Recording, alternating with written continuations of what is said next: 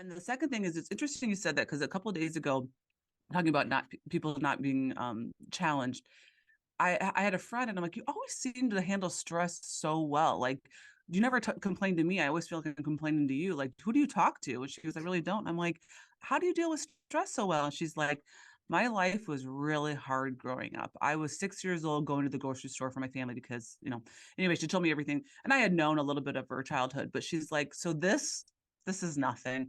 I had to go through a lot as a child.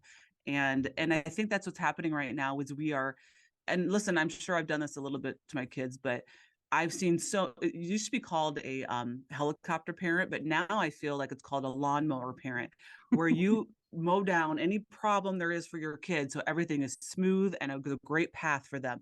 That is not good. That you're actually doing a disservice to your children. Like, I remember my son was, long story short, was working at a grocery store and he wasn't putting in his time schedule. And so then he got scheduled for a time that we were going to be out of town. And I'm like, you need to call. And he wasn't calling. I'm like, you've got to call because we're not going to be here and you're going to get in trouble. And he wasn't calling. Other parents would have called the For boss and them. said, Mhm. hey. And I was like, no, I'm not doing that. So we were running errands and I pulled into the parking lot and he's like, what are we doing here? And I go, you're going in and talking to your boss about your schedule. And he looked at me and I go, go. And he opens the door and he looks back at me and he goes, this is out of my comfort zone. And he slammed the door.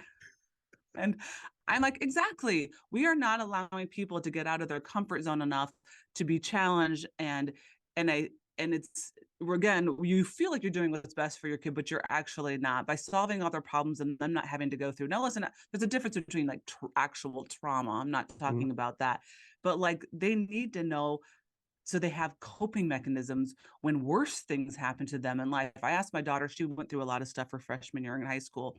And a couple of years later, when she had time to like process it all, I said to her, do you regret what happened?